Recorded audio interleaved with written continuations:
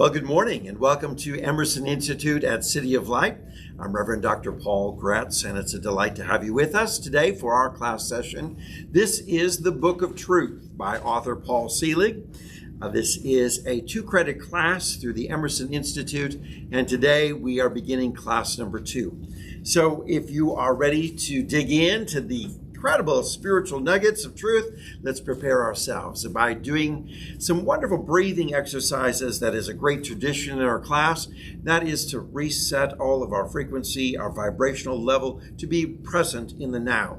And let's release all distractions and anything that may have been something that might hinder the divine flow of wisdom that wants to come and just flow through the pipeline, a pipeline that's clear. So let's make sure that that's what's happening for us.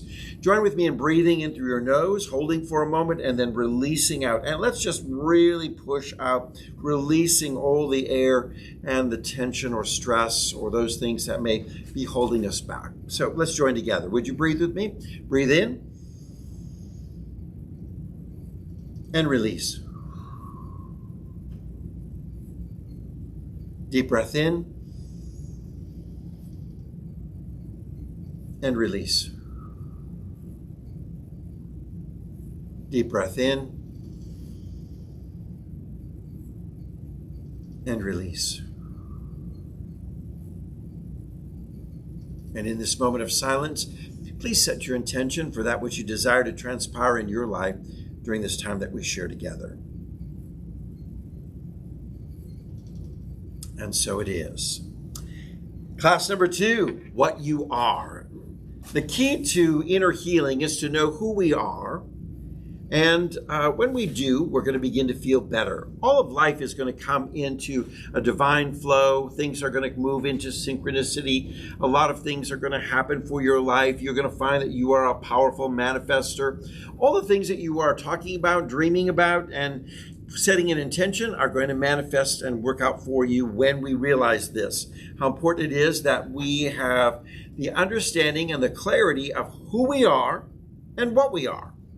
Now, we may toss this around time and time again, but it's really embodying this very teaching of self-realization. It's so important because it's going to be the pathway to our life falling into the highest and best. Now, there are aspects of our life that just may be out of alignment with our true self. This alignment, let's just really understand that, is conscious thought aligned with the subconscious knowing, and everything's in harmony. So, it's like you've got lots of ideas, affirmations are flowing out there in this world, but maybe they're just not resonating with what's going on in beliefs in your subconscious. So there's the surface mind, there's the deeper mind. And quite often they're not in harmony with each other, and that's creating this misconnect, and you're not in alignment. So to be in alignment, we need to really examine what are the beliefs that we hold to be true. What is it that we hold deep within our lives? And then our day-to-day thoughts that are coming through in the monkey mind or the chatter that's going on in our heads, are they falling into alignment with that which we believe? It's essential for our spiritual growth then that we take this time to really awaken to our self-realization and to put everything into alignment within us. Jesus had this great experience in his baptism when he received this true understanding that this is my beloved in whom I'm well pleased, that he was the divine expression, the realization of God being expressed in this moment, and that God was pleased in a loving context and affirming him in everything that he does. And we want to understand is that God is ever desiring us to awaken to this self-realization of who we are and what we are. When we know that we are created in the divine image and likeness, and that we are empowered, the empowered revelation of God here and now, what happens is all the control and manipulation of the world and the environment around us is going to go away. It's going to dissipate.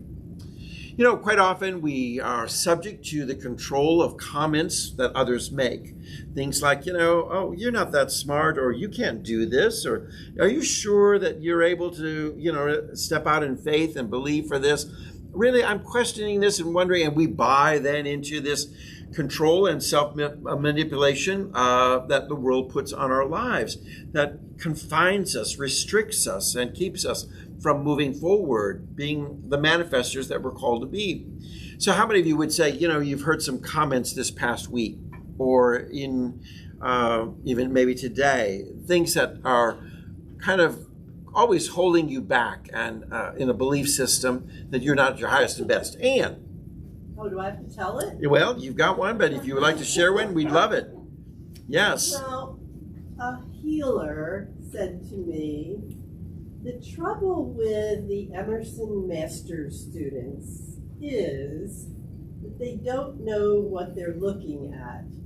And it took me 3 months to figure that one out, but I finally did, I think. And that's why I asked you last week, does it always have to be so painful or negative? Oh, no. That's just the way that person does their therapy. So Right. I don't go there anymore anyway, so. Well, yeah, quite often what happens is that we fall then subject to this thought that almost wants to control our life, and we feel sort of manipulated into like, well, maybe I don't understand what I'm doing, or I said, boy, am I stupid? I don't, what is he saying to me? See, and this is where, when we know who we are and what we are, that we're the divine revelation. Well, what we understand then is that if I'm the divine revelation of God, then I have access to unlimited wisdom. Right. Infinite possibilities are mine. Right. So when someone says, oh, you can't, or you don't understand, or you're not this, or you're not that, you can dismiss them completely, because you know already I am the divine revelation. And everything is available to me. So all I need to do is be still and be solution-oriented, to be calm and knowing that the answers, the solutions, everything that I need to know is unfolding for me, and that I'm open to receive it, and I'm not creating any kind of blockage, but I'm allowing divine information to just be imparted to me, guidance, wisdom, direction.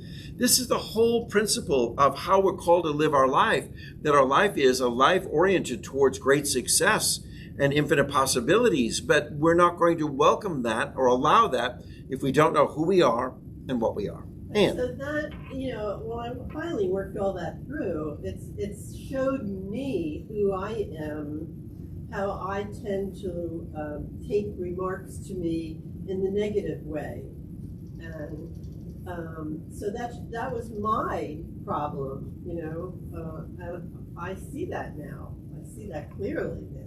excellent. Well, that's powerful, Anne. I'm so glad that you've come to that place, because I think when we realize, okay, I don't want to see things negatively, I'm going to say, is this person being used to open my mind, or is there something that I may have that's blocking? But I'm not going to allow it to manipulate or control me. Norma. I read or heard somewhere a year or so ago, if you suggest to somebody something one time, that's fine. If you go back and follow it up with a second suggestion or repeat, then you're trying to control them. Yeah, okay. And I'm trying to remember that. Very good. I think, we can receive comments, we can receive them, we can evaluate them ourselves in the journey of our living, but the foundation of our thinking is nothing's going to make me feel less than. Nothing in this world is going to make me feel like I can't. I'm not allowing anything in this world to be a barrier to this wonderful flow of divine infinite wisdom, knowledge. I'm just going to let myself radiate as a light and not let anything hinder that light being revealed in this world. So what happens is, as we move from one level to another, from fear to liberation, as the truth of who we are is awakened within us, we are more liberated. We're more set free than ever before. I mean, you're free to do all kinds of things. Because quite often in this physical world, people want to say, well, you're quite limited, maybe financially, or you're limited in your skill set, or you're limited due to your age and physical abilities. And of course, all we hear on a day-to-day basis is limitation, limitation, limitation. So when we move away from that to the truth, And the truth is, you are the divine expression of God, which is unlimited, which has an amazing power and ability to say all things are possible for me in my life, no matter what my age, my size, my ability, my education, whatever it may be, it's all possible for me. And so what happens, you really find yourself liberated. You find yourself set free to do amazing things in this world. I'll tell you this, it is this self-doubt, it is this insecurity that we have, it is this belief that somehow that we're not capable that holds us back constantly. And we're called to be liberated from all of that, set free to excel and reach our highest and best. Now, the world we bought into, unfortunately, is a world of lies that we are simply physical beings and that we're trying to have a spiritual life. Yet we must understand that we are first and foremost spiritual beings, simply having a physical experience. So when we look at life from that, did you awaken today, say, I am a spiritual being? Yes. And when we understand that, wow, all of spirit then flows through me. Not a portion, not a bit, not a sampling, not just a tiny essence. It is all of the divine is able to flow through me. So I can live and move and walk by great faith. I can live and move knowing that all things are possible because I know the divine presence is flowing through me and I am a revelation of that presence.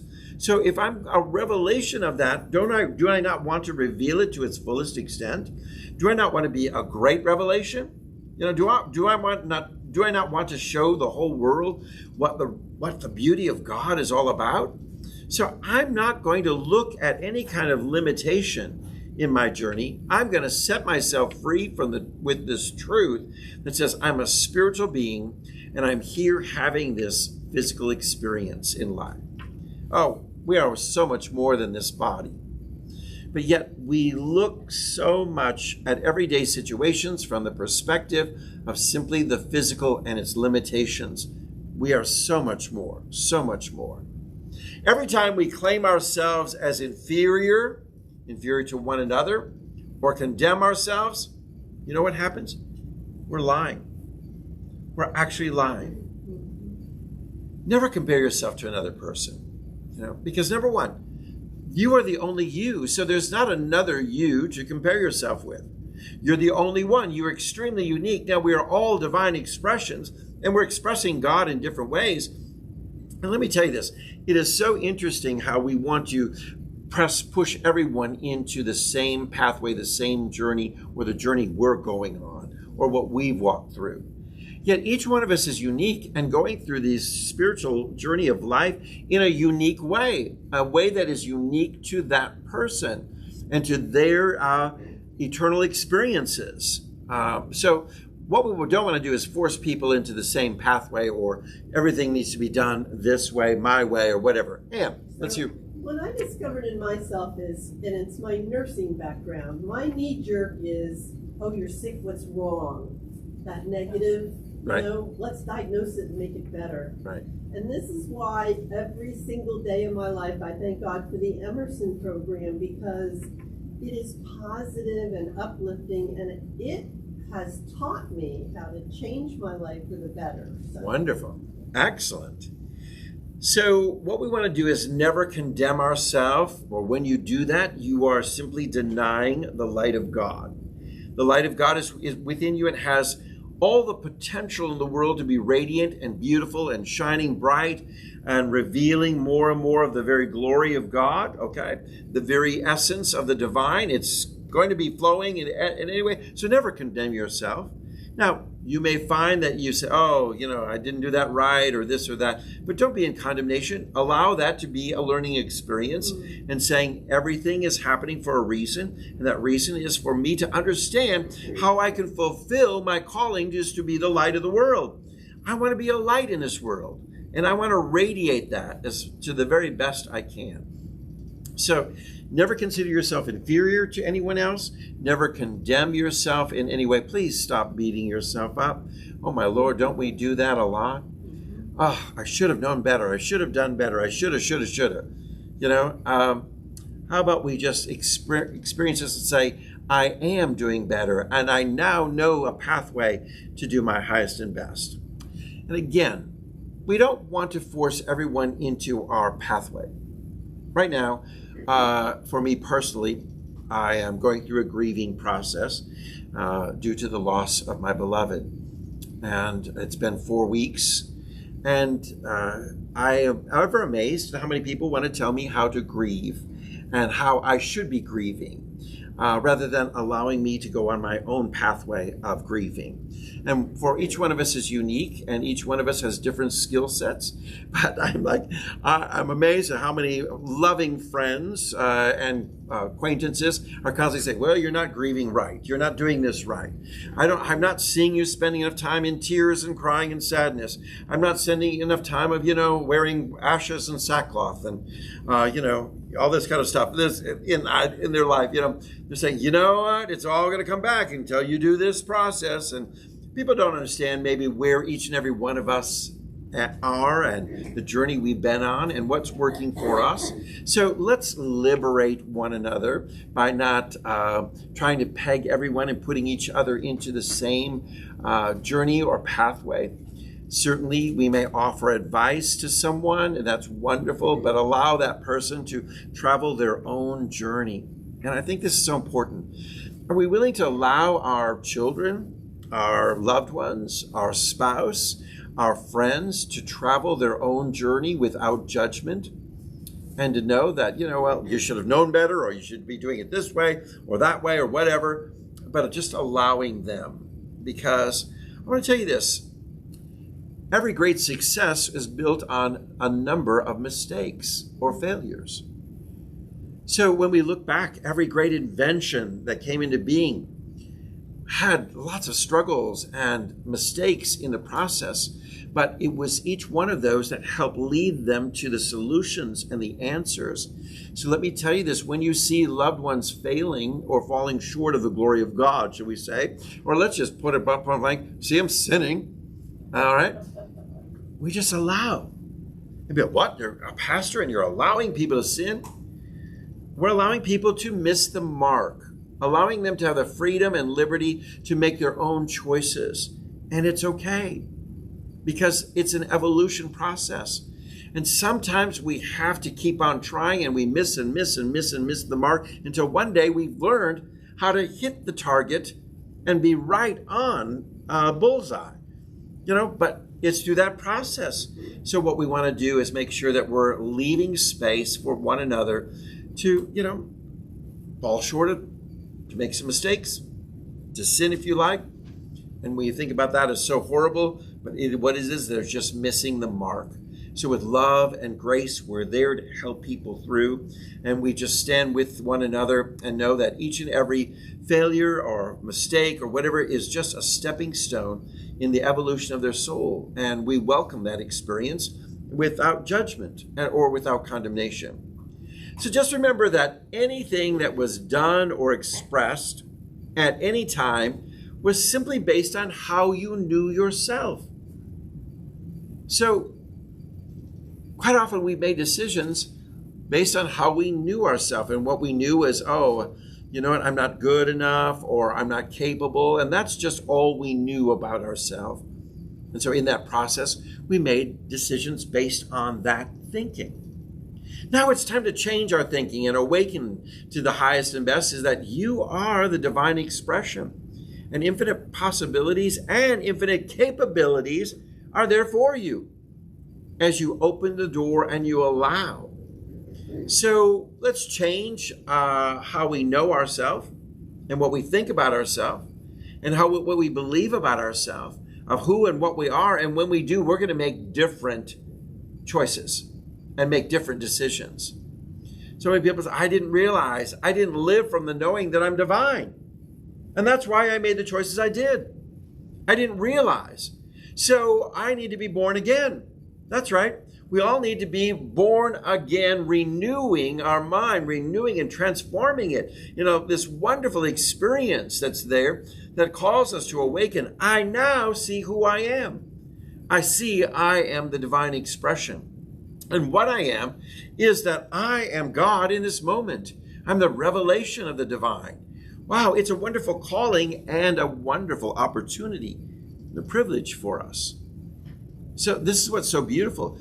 You have a beautiful opportunity to express divine light, goodness, love, and grace. Let's set that as our intention. As we move out into the world, let me express the divine light. Let me express love. Let the world be transformed by what's going on, because I have infinite possibilities and infinite capabilities to do that. And I can touch people's lives. When you set that as your intention, when you set that in your believing system, that this is how I'm going to live my life today, things begin to change. And you've had a wonderful born-again experience. Now, the truth of every man or woman is this divine self, or the I am presence. That's who you are. The I am. The I am presence in this world. So it's really important that we begin by proclaiming and saying, I am here. God, the I am. The I am that I am. That, as we described, the I am is this claiming and affirmation and this statement that I will be someday. It's right here, right now. I am here. So say it with me. I am here. I am here. Say it again. I am here. I am here. God, here. The divine presence, here. The divine presence right now, in this moment, in this room. And I am speaking from the divine presence. I'm allowing the divine presence to flow through me. And you may say the very same, that I am here and I am receiving all that needs to be received, for I am the divine presence and I am open to the greater understanding of truth unfolding within my life. So how important it is that we understand to say, I am here. God, here, now, in this moment. That's going to change everything about how we move and act and operate within this room and within our life and with everything that we say and do in our relationships. Because we are not becoming spiritual. Now, as a pastor for 42 years, I don't know how many people have asked me this question, Pastor, how do I become more spiritual? And I want to say, you are. You are spiritual. That's who you are. You don't have to become anything. You just have to awaken to what you already are. Steve has a question or a comment. How can I become more? How can I become more spiritual? See, here's the thing is, you are, and you are to the fullest. You just haven't awakened to it. So there's not a need for more. Everything is there. You just have to awaken to it, that it's there. It's like going into your, let's say, kitchen pantry, and you've stocked it with every spice and everything you need. It's just being aware that everything is there. It's in the pantry. So being aware of it, opening up the door and go, oh, everything is already here. Now, I don't need more. I don't need to go and get more. I don't need to find more, because I've got everything that I need, and it's right here, and it's right here right now. So I just need to awaken to that. And, I'll tell you this, I'm not always awake of what's happening, what's in my pantry. So that's why I need to go to the store, and I think, well, you know what? I think I need some more pasta, and I may need to pick up some cereal, and I may need to pick up some flour and some sugar, only to find out I've already had it in my pantry. Now I've got an excess of what I've already got. I didn't need to go out and get more. I just need to be aware of what's in my pantry. The same thing for our spiritual life is just, let's be aware that everything we need, it's already here. You don't need more. You just need to awaken to what you have. So let's go with Carla and then to Brenda. Carla. It reminded me of the Wizard of Oz at the end when Dorothy wanted to receive her thing, and the Good Witch said to her, you've always had it. Yes. You just had to learn, but Right. you had it all along. Yep. So true in our lives. We came into this world fully equipped. There's nothing more, but we just have to awaken to the fact that we're fully equipped. Brenda. Okay, when you say I am here, we know that God is in us and through us, and God is experiencing life through us. That's why we're here. Right. So that God can experience life at our level. Beautiful. So we are the expression of the divine for a purpose. This is the evolution of the soul. So I hope that answers your question, Steve, that there's not a need for more spirituality. It's awakened to the fullness of everything that's already there available to you. Wow. When we think about that, that's everything I need is already here. I don't need to go out and seek for it. I just need to awaken to it and allow it to just unfold within my life. The wisdom of God, the skill, the love, the grace, the compassion, everything is there. And did you have a comment? Well, I'm sorry. No, that's all right. Ram Dass wrote that book, Be Here Now. Right. And I tried that this week because I was suffering over some silly thing. I don't know what it was. And I said to myself, wait a minute, you're here now. You're not back there. You don't need to go through this again and again. And suddenly I became aware of the birds singing, the trees that were around, the dog that was so precious to me, all these wonderful things. So being here now brings us to the present. Right. That's just another job for it to do. Right, right. And how important it is that we are present in the present. Yeah. That we are here. And that right now, it's not like, oh, I'm looking for the miracle of God to unfold tomorrow. Or I'm looking for further down the road something wonderful to happen. But it can happen right here and now. Because the divine presence, the I am, the God, the universe and all of its infinite possibilities is here right now in this moment. So let's become aware of that right now. Immense power and presence is available to us in this moment. And we can tap into that. And what the key thing is in our life is how do we maintain that thought? You know, we get this wonderful aha, and then we lose it. And then we got to reclaim it again, and we lose it. And it's this journey that goes like this. How do we keep it a consistent thing? And that may be selecting the mantra, I am here, and saying it over and over and over and over again. And just until it begins to be so ingrained in the subconscious that you just have that even keel thought process that everything you do says, well, all things are possible. Everything's available. I am liberated and set free. There is no bondage for me. I can claim and do, and amazing things are unfolding for me even now. Norma. Okay, you can be on one of those highs, okay? And you think everything is fine, and then you start going into the lows. How do you keep that statement, I am here, I am divine, whatever it is, from becoming rote? How do we keep this statement, I'm here, or any statement that we say or mantra over and over again, how do we keep it fresh? Right. And I think it's moving beyond just making the statement, but moving into what does this statement mean for me right now? When I say I am here, let's not just let it be a cliche or an affirmation that just, okay, I got to say it, you know. But pondering it and using some moment of contemplation about it. What does this mean if God is here right now? Wow. That means all things are possible. I am now fearless.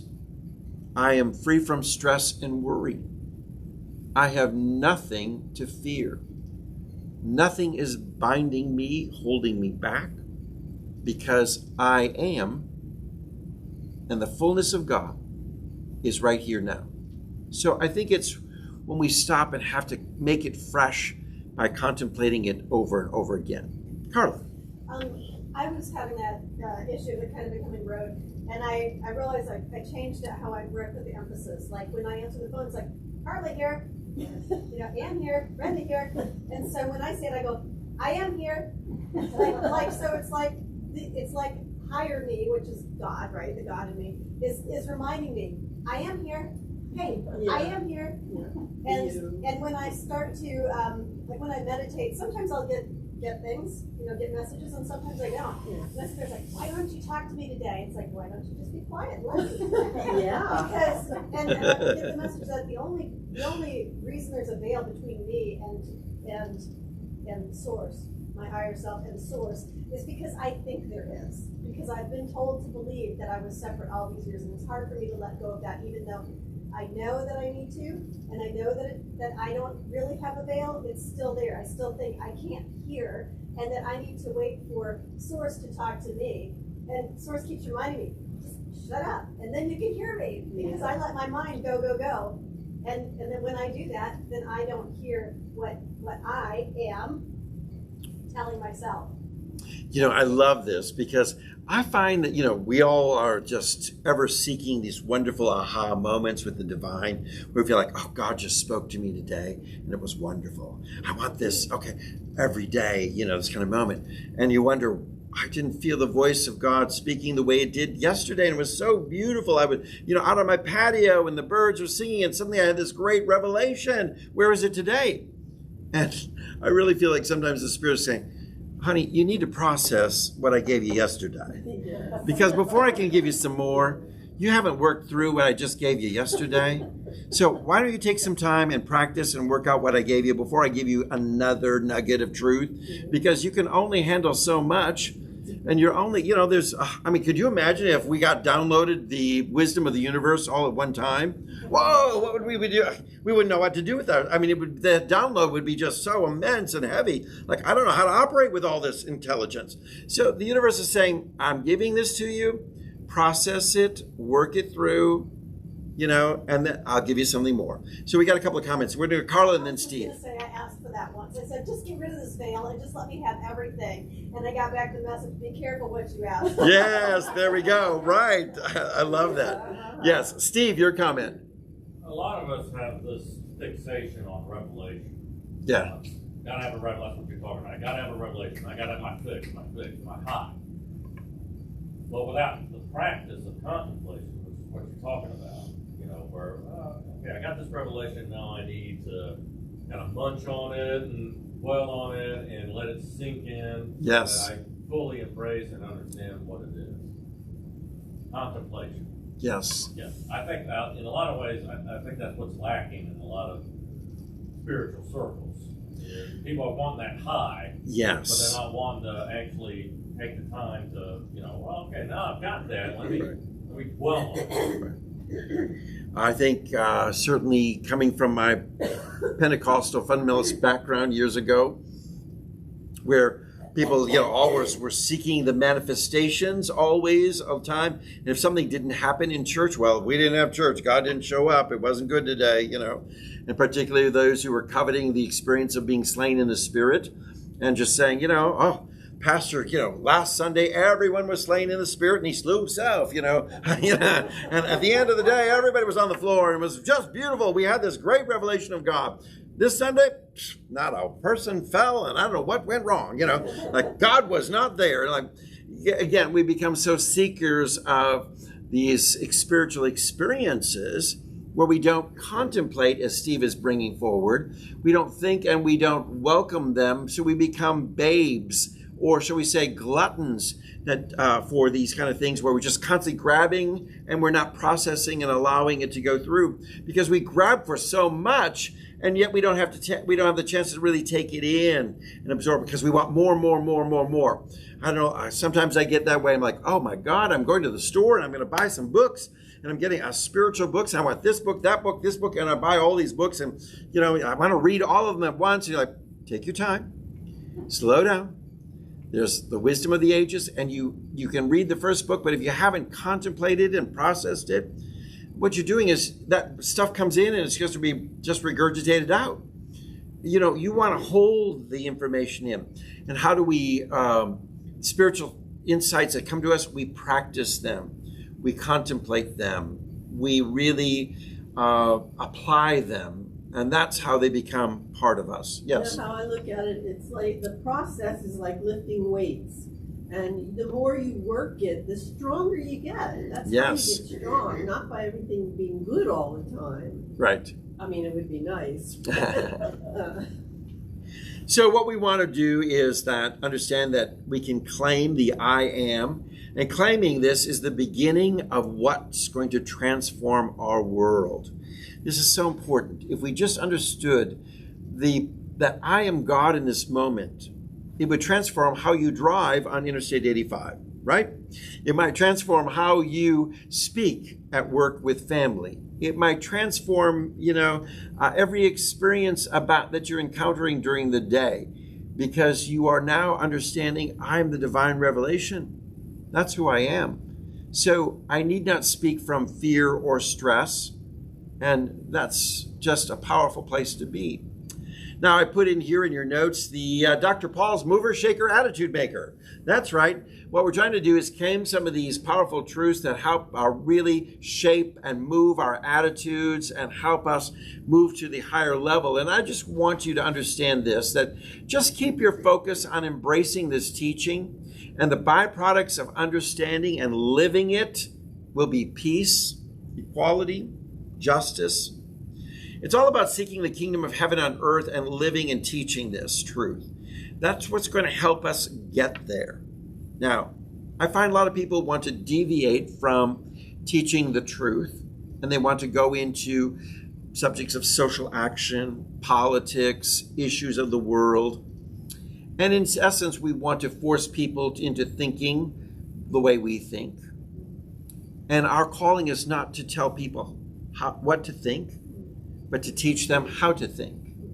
And the only way you can teach them how to think is by sharing truth. And the more they awaken to truth, the more they will have the experience of aligning to whatever is the highest and best in their journey. So it's not a judgment call of one thing being better than the other, but just simply offering the teachings of truth. So many people want to say, well, I just want people to get the fact that we need to march, we need to hold up signs, we need to protest, we need to do all these kind of things to help them finally wake up the fact that we need justice for all. And so we get so engaged in social action. But if we're simply teaching truth, we need not march, we need not hold up banners and signs. We just need to teach truth and live truth. And when they see that, everything will fall into place, because the byproducts of truth will be peace, equality, justice, liberation. Because when we're putting truth in action, the truth is that we are all the divine expression of God. Every one of us. If we could just embrace that truth fully, well, we'd find everyone coming together in a sense of commonalities and support and love and equality, and on goes the list. We don't even need to talk about, you're a racist, this person's a racist, you're out of line, you just don't understand this, you don't get my cause or my feelings about LGBTQ, or on goes the list of stuff. Just teach truth. And when we operate from truth, we understand we're all one. And that is a powerful place to come to. Wow, we're all one. We're all in this together. We're all in divine expressions of God. There's no separation between us. So if there's no separation, we realize that we're all in this oneness. That's going to change everything. But all of our injustices, all of our inability to be fair, the lack of peace in the world is solely based on this idea of separation. That somehow we are separate from someone else, and that person is separate from the divine. And so because of that thinking, this is what creates war. This is what creates injustice. This is what creates inequality, etc., etc. So let's just live it. So the mover, shaker, attitude maker thought is, let's just live the teaching. Teach the teaching and live it. And you know what? When you do that, you know what? You don't have to worry about politics and the conversations of politics around the table.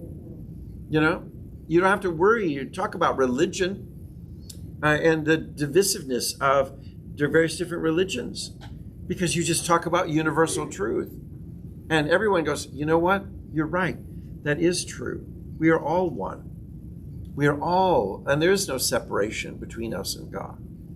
So when we come to that and we teach that, we become uniters. And the byproduct of that is going to be amazing. and transformational in our world. Now, when we see things transformed, and this is more than a metaphor, they are actually the interaction of consciousness in material form.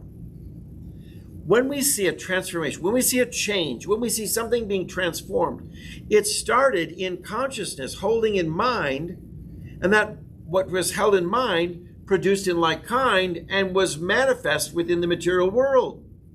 So what we're talking about here is the vibration or thought frequency that you hold. And that thought frequency informs all these things that you express as in the material plane, and it has the opportunity to re-manifest or re-change things that were created in a lower vibration. So let's make sure we all understand what we just said here. So a lot of things, maybe you've got a day that's been formed in lower vibration, negativity, stress, and worry. When we change the vibration to a higher frequency of love and peace and understanding oneness and being one with one another and that God is here in me, what happens is it's going to impact the day and the outcome of the day. It's going to impact your actions. It's going to impact even the material things that are manifesting around your life. So there are those people who say, I'm manifesting a smooth pathway home. I'm manifesting that. I'm holding in thought this vibrational frequency. But you're late. Oh, but you're behind time. Oh, but there's traffic. Did you not know that your GPS says there's a lot of problems ahead of you going home? Okay, so are you going to live by that vibration? Or are you going to set the vibration that's going to re-manifest and change the environment to make a way for you to move through traffic? Okay, so this is why it's so important that we understand it's the thought vibration. Things are transformed by that and shaped in new ways. All matter, all thoughts and feelings, they have their own vibrational frequency. And the thoughts and feelings and actions we choose also have their own particular rates of vibration. So there's different rates based on the thoughts. So there can be low vibrational thoughts and high vibrational thoughts, okay? But these vibrations will set up a resonance with whatever possesses identical frequencies. Identical frequencies are going to come into alignment. In other words, your thoughts are inseparably connected to the rest of the universe. So thoughts of stress and worry are going to attract identical frequencies of more stress and worry and complications. So when you're facing the problems of the day, I can't emphasize it enough in problem solving, stop, breathe, remove all negative thought in the process, be open to changing the vibrational frequency of your thoughts and begin to let them rise towards solution-oriented thinking. And you will attract and draw to you every solution of everything you need in this life. It'll all come to you. This is science. This is science of the mind. This is science that's at work and been proven over and over again, because science reveals that everything in the universe, everything in this manifested universe is ultimately composed of packets of energy. And these energies are vibrating at specific frequencies. Quantum physicists have shown us that although matter may appear to be solid when you look at it through a high-powered microscope, but when it's broken down to its smallest components, it's really just molecules and atoms and neutrons and electrons, all these small particles that are measurable. And it's ultimately mostly empty space between all these molecules. And that is interspersed with energy. So when we think about everything is energy, this table is energy. The chair you're sitting on is energy. You are energy. And when we think about all this, it's understanding that everything is composed of energy and empty space, and everything that appears solid is the frequency of the vibration of the energy that makes it up. It's an interesting fact then that the denser the object is, the higher speed of the vibration. So let's just say You want a solid spiritual foundation that's dense and firm, not mushy and sandy and like quicksand where you might fall through. You want a firm, solid, denser foundation. That foundation is only going to be something that is formed through higher vibrational frequencies. So your foundation needs to be those things that are love, grace, compassion, peace, joy, all those kind of things. That's the foundation that you want to stand on. It'll be dense, it'll be firm, it will support you, it'll be there for you. Now, things of a lower vibration that are more negative are going to be like sinking sand and will not support you and hold you up. So for us, thought is where it all begins. Thought. As your conscious mind dwells habitually on thoughts of certain quality, well, these become firmly embedded within the subconscious mind. So your thoughts that you're thinking over and over again, they become embedded in the subconscious. They become a dominant vibration. So what thoughts are you welcoming in that are going to be the dominant vibration of your life? Are you entertaining thoughts of stress? Are you entertaining thoughts of worry, fear, lack, separation? Anything like this. Or how many of you thought, I don't have today? In some case, you said, I just don't have. Instead of saying, no, I have. But you thought, I don't have time. I don't have money. I'm wanting something. I don't have it. And so that becomes the dominant vibration. And then it attracts. Lack will attract more lack. For the scripture says, to those who have, more will come. And to those who think they don't have, they may lose it all. And this is a very spiritual truth in our lives. So whatever thoughts you're holding in mind are going to become your dominant vibration and will attract a like experience. So your vibrations affect everything around you. They're going to affect your vibration, your environment, the people and the animals around you. That's right. Oh, I can tell my dog is really responding to the vibrational frequency of my grieving and my loss in those moments. And my dog just wants to come and comfort me. My 80-pound golden doodle thinks it's a lap dog and wants to sit on my lap, and just, I was laying on the floor and he just came and he wanted to lay right by me and put his head on my shoulder and be right, and then he licked up and just began to lick my ear, and just in the sweetest way. And I just felt like, you're responding to the vibrations. And what you're doing is saying, you're not alone, you're immensely loved. And I really feel that. So your feeling at the present moment dictates your vibration. So what are you feeling in this present moment? Because it's now dictating your vibration. It is said that feeling is a word to define the conscious awareness of our vibrations. So your feeling at the moment is your vibration that you are in, which sets up things of like nature or drawing to you. Okay? So what feeling are you having? You can change that feeling, right? You can elevate that vibration. Because if you're not having the day that you desire, if your life is not the life that you want, change your vibration. Change your thinking. Change everything, because that vibrational frequency will attract exactly what you are desiring in your life. So let's just say you're desiring more prosperity, but yet you keep echoing, I lack, I don't have, I looked at my bank account, I'm missing out, I just don't have the funds, it's not there, I can't give, I can't share because I just don't have enough. It would just be too difficult for me to offer any kind of assistance to anyone financially. You see, all those kind of thoughts that you're embracing are echoing lack, and they're setting that vibration, and you're wondering why you just don't have. Yet it is so simple. The how of the universe is all in your vibrational frequency. Because you always say, God, how is this going to happen? Well, set the vibration and it happens. set the thoughts in order.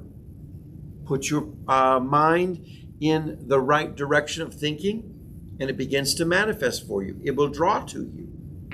Because when you begin to say, I am abundant, I am wealthy, I am filled with gratitude for all the blessings I already have and blessings that are yet to come. Norma. I think you just answered what I was going to ask. So you've got a bad headache, or you're feeling bad that day, and then you begin to think, I need more money, I need more people to love Right. me or for me to love. Can you simply just stop and think about, listen to the birds and Yes. walk outside and get fresh air in your face, or do you need to focus it like, no, I actually have people that love me, I actually have money in the bank, I think all of the above helps you. Whatever pathway is there to get you into the I have mindset and vibrational frequency versus I have not. So, I mean, it's kind of like, someone was having a conversation, said, you know what, I have my mother's china and I'm missing some pieces. Oh, I just don't feel like I can use this without the complete set. So I'm just having the hardest time completing this set of china, and it's just sitting in my closet and I never use it. I said, well, if you don't use it now, what makes you think you would use it when you have the complete set? So take it out now and use it and said, I have what I need, and I'm going to use it, and I'm going to enjoy it, and I'm enjoying these pieces of my mother's china, and that knowing that in the right perfect time, I am completing the set because I am using it, and because I use it, I am valuing it and appreciating it and enjoying it, and that vibration is what's going to attract. But when you're saying, oh, I just wrapped it up because, you know what, I don't have the proper sugar bowl, or I don't have the, the gravy container, and I don't have enough salad bowls, or I don't have this or that, so I just never use it.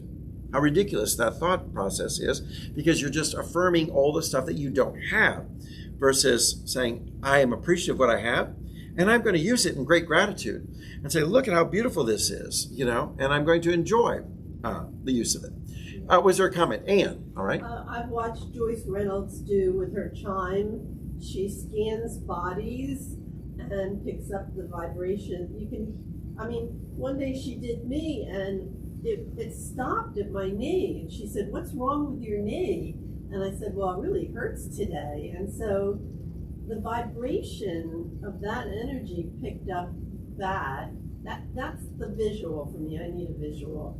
And it's good. It's so a great she visual. Rang it a couple times and scanned it back and forth, and it felt better. And then when I do my metal bowl, that's how I see raising the vibrations. And when I ring it in our sanctuary, it rings and rings. I hold it, waiting for it to stop, and I think it's never going to stop vibrating, because I believe the vibrations are really high in our sanctuary. Yes. And it picks that up. And that's the whole intention of what we're going to do, is begin to shift the vibration. That's why the ringing of the chimes is an example at the beginning of the service. People, church is starting, okay? Yeah. So it's not just a sound that says the service is beginning, but it's a sound that we associate with its beginning, and let us sit down, be quiet, and be open, ready to receive. So it becomes something more than just hearing chimes. The same thing with the vibration of the bowl. Hearing the vibration of the bowl is setting then the atmosphere for us to begin to say, oh, I want to be present in the moment. I want to be awakened to all that God has for me. I'm going to remove and release all distractions. I'm going to focus in because I want to receive everything that there is to receive today. When I ring it, it opens my chest. Ah, I can good. feel it. And the other day I was walking and I came upon this gorgeous azalea. It's kind of a purpley pink. And right away my chest just opened up in the same vibrational, the color of that. It's really a neat experience. Beautiful. The energy, yeah. Yes, because colors can bring joy, and that joy resonates within us and opens up our soul to receive even more. Beautiful. I love that. So just know that positive feelings equal positive circumstances, and negative feelings are going to equal negative circumstances. So it's what the perceiver sees and how they see life, that it's transformed through this perception. So if you constantly see the day as bad, that's the lens that you're putting on. You're going to be looking through those glasses. The day is bad. That's what's going to be experiencing in your life. Now, let's just say you put on the glasses and say the day is good, and your perception is all is good no matter what's going on, then it just attracts and unfolds even more of the good. Because when we live from the spiritual, we can actually transform the physical. Do we understand that? When we live from the spiritual, when we live from this understanding that we are the divine and the power of the divine is working through us, and it overcomes any physical obstacle whatsoever. You come against your Red Sea moment and you feel like Pharaoh's on your back and you're up against the waters. You begin to just live from the spiritual and say, I'm walking into the waters and expecting them to part. And that's just a beautiful metaphor for us, picturing how we're called to live every day. We just don't face those waters in great fear, but we move into the waters and knowing that they're going to part for us. And we move into the consciousness that God is making a way, symbolized by the water. That water being this thought process. I move into the thoughts of the all good. I move into this right now. I step into the fact that God is making a way when there seems to be no way. And as I move into the waters are parting and the way is being revealed. So it's really important that we live from the spiritual, and that living from the spiritual is found and grounded in this truth. There is no separation. God is in you right now. The divine presence is in you right now. If you awaken to that and channel it, use it, it's going to bring about great transformation within your life. So to manifest, we simply claim, and it's being made into being. That which you claim, you're holding a thought, is now being shaped and formed. It's as simple as that. For that is what God did, that's what God does, and that's what God is doing. So God said what? Let there be light. And what happened? There was darkness. No, there was light, right? It was just as God spoke. And that's the example for us, that same power is within us to begin to claim and believe for and to hold this to be true within our lives, and it begins to transform. So once we understand who and what we are, we're not swayed anymore by these external actions, because we realize everyone and everything as a divine aspect of the divine. So we can watch the news and not be disturbed. We can watch the news and not grow sad. We can watch the news and not be stressed or worried, because we realize that anything, everything, and all things around us in every aspect are simply the divine being unfolded. And so we may see experiences that are calling us for our soul to evolve. And I said this several times in classes. Boy, oh boy, you watch the news so you know what to pray for. And you know what to claim. Because if you don't know what to pray for, well, just sit down and watch the news. It'll tell you exactly, wow, I need to be working on this and manifesting this, don't I? Peace on earth. I need to be manifesting goodwill for all. I need to be manifesting fairness and justice and so on. So what we've been doing in our life is calling things into being from a belief of separation. And as a result, we've experienced all this turmoil in our world. We've been experiencing ourselves as separate from people, from the land around you, from the sky, from the flowers, from animals. We've been all these kind of things. We've been thinking of ourselves as separate from that, rather than seeing ourselves as one with that. We are one, yet we are individuals and we are unique, but we're still one with all that is of the divine. So the key is this. It doesn't require work for you to be as you are. You know what? It's not work. It's not work. It's not like, oh, I got to go out and get this. I got to go study. I mean, I got to work really hard. Those things are wonderful to study and make an effort, yes. But what I'm saying is just align and allow. And you're going to find amazing things coming to you. So let's go back and make sure that we understand what, and just for a moment, then I'll take your question. What is alignment? Who wants to tell me what alignment is? To be aligned. Bingo, you get an A. Yes, great. And good answer, Norma. Right. The subconscious, the surface mind, and the deeper mind are now into oneness, into harmony with each other. That's what it means to be in alignment. Now, what does it mean to allow? If you're going to allow something, what would that mean for you? Flow. We should don't work at it, just You're open, aren't you? You know? I open the garage door and I allow someone to come in, right? So we open up ourselves. We open up the garage doors of our life, shall we say. We open up the pathway. We allow, we are open. So we're in this openness and we're aligning our consciousness and our subconscious mind to be in harmony. Once you're in agreement to the higher alignment, once this has happened, this is how simple it is. The Christ self within you, that Christ self that knows who you are, that understanding of knowing and who you are and what you are, you know, that moment of higher alignment, and you go, I am here. I am God. I'm this revelation. It does what it requires to reclaim you and to realign you and to readjust you and do all this wonder work to transform you. So the work is actually done as the divine self, not by the smaller self, not by your I and not by your physical work and not all those efforts, but simply by your allowing and your aligning. It's that simple. Amazing things are going to happen in your life when you begin to allow and you align, because it's going to flow through you in such beautiful ways as never before.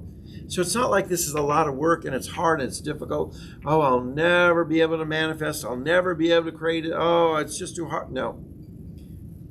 It's simple. It's very easy. So your assignment is this week, align, agree, know who and what you are, and live it every moment of the day. And we're going to then be able to live out these nuggets of truth that we received today in today's class. Well, I'm so glad that you joined us for this study, and we've had a great time to kind of go through all the power of really understanding the journey that the author is bringing about of what you are, who you are, and how we have become people who are transformed in this world. So I'm going to ask you, what's your takeaway? We want to know what spoke to you today. What nugget of truth are you taking away from this experience? And for those of you who are joining us through the live streaming or our YouTube channel, we certainly encourage you to share a comment. Certainly if you're working on Facebook, we have those monitoring it right now, and they'll share your comment in the live room experience here. We can all hear it, share it, and offer a comment back or appreciation of that nugget that you're taking home with you. So while we're waiting, let's just go around our room, and we're going to begin with Brenda and ask, what's your takeaway? What spoke to you today? Brenda? It just reminded me that there is no separation between God and myself. I am here. God is within me, experiencing what I experience. And I'm also in God, experiencing what He experiences. But just opening myself up to all the knowledge, all of the love and truth that I know I have already. But putting myself in contact with it by studying, by meditating, but not living a life as a monk somewhere that you would never be tempted to do anything because you can't do anything. But it helps to have the knowledge that God is in you, helping you make decisions, helping you decide what is right for you. Right. Beautiful. Excellent. No separation whatsoever. Wonderful. Thank you. All right, let's go to Anne. What's your takeaway?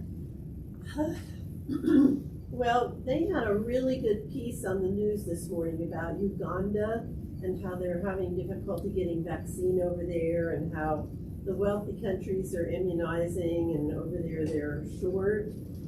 And they interviewed the minister of medicine. It was a woman, and they said, how do you feel about this? And she said, it's very painful.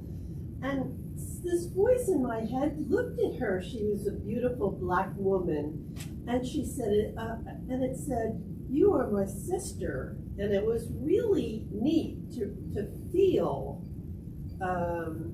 the oneness that we talk about so often, and we do conceive it in small ways, but this was really big. And I think this week, the work that I've done after last week's class has opened me to that, plus the realization that I had about the negative and all that. So this is putting things together for me. Beautiful. Excellent takeaway. Thank you, Anne. I hope everyone can hear that. Norma, speak up and tell us what your takeaway is. I got taken away by one of the first comments when we first started. Do I not want to be a great revelation? I want to start showing my divineness in everyday life. Beautiful. Why don't you show your divineness in everyday life? All right. Let's go to Dr. David Carter. What kind of takeaway do you want to share with us today? You're going to step up to the mic? Okay, great. I appreciate that. My takeaway is something that finally resonated with me from our very first class, and that is, I know who I am in truth. I know what I am in truth. I know how I serve in truth. I am here. I am here. I am here. I am God in form. I'm not the totality of God, but I'm one of the many forms of God in expression. Beautiful. Excellent. Great takeaway. I love that. Thank you. All right, Steve, what's your takeaway for today? Affirmations. We didn't use the word very much in the class. We used words similar like vibrations, but affirmations. We use affirmations all the time. Even when we don't know it, we're affirming. It's not real. I would even go so far as to say we don't have a choice about affirming. We just affirm. It's in our nature. Right. What we do have a choice is what are we affirming? Are we affirming the good or the bad? And I know that when we do the affirmations, trying to get into that alignment, we have to affirm we get into that alignment. Saying I'm a failure, I'm not good enough, I can't do this. Well, then that's an affirmation, but you're affirming being out of alignment. And, you know, when you say something like, I can do this, I will get that house, I will get that job, or I do have that house, or I do have that job. No, that's a practice. You may not get it right the first time, but if you did get it right the first time, it wouldn't be a practice. This is a constant practice. And it's just a matter of, doing it, being aggressive about it, but not forcing it. I mean, when we think of aggression, we think of force. Not force, but focus. That's all. Just focus. An allowing. You're focusing on allowing. Get into alignment. Don't force it, but focus on getting into alignment. But understand that we do affirm all the time. And I'm not just saying that to y'all, I'm saying it to myself too. It's one of these recent lessons I've learned is that, you may not like affirming, Steve, but you know what? You do it all the time anyway, so you better start doing it right than doing it wrong. Right. But anyway, that's my takeaway. Wonderful. Excellent. Yes. Whether you realize it or not, you're affirming something. So let's affirm the positive. Exactly. Do we have any other takeaways from students? Crystal Sanders. Crystal, great to have you with us today. Thank you. I'm perfect the way I am. I am perfect the way I am. Very good. Excellent. Thank you, Crystal. Appreciate that. All right. Thanks for joining us today in our class at the Emerson Institute on the Book of Truth. Look forward to seeing you again next Thursday at 10:30 as we continue on through to the next chapter. So we encourage you to read on ahead. This last chapter was a long one and full of all kinds of nuggets of truth. I think we hit on some of the high points of it for you. But we'll look forward to continuing our growing experience through this study of this book. Now, if you've enjoyed today's class, I really encourage you to make a donation of gratitude, a donation in appreciation for the education that's being offered. You've received something, and in a spiritual cycle of blessing, we want to give something back. So we encourage you to make a donation through our website at www.cityoflightatlanta.com. You'll find a donate button there. You can offer your gifts. I greatly appreciate your support of the Emerson Institute at City of Light. We're so grateful for each and every one of you, and thank you for your faithful support of this work. And we'll look forward to seeing you again. We want to let you know that also there's a class on Tuesday nights beginning at 7 p.m., Spiritual Economics by Eric Butterworth. It's a wonderful study on unfolding the journey of our own and individual prosperity. I hope you'll be able to join us for that class as well. We'll look forward to ongoing experiences and the evolution of our souls as we join together in spiritual enrichment through the Emerson Institute at City of Light. God bless you. Have a great day.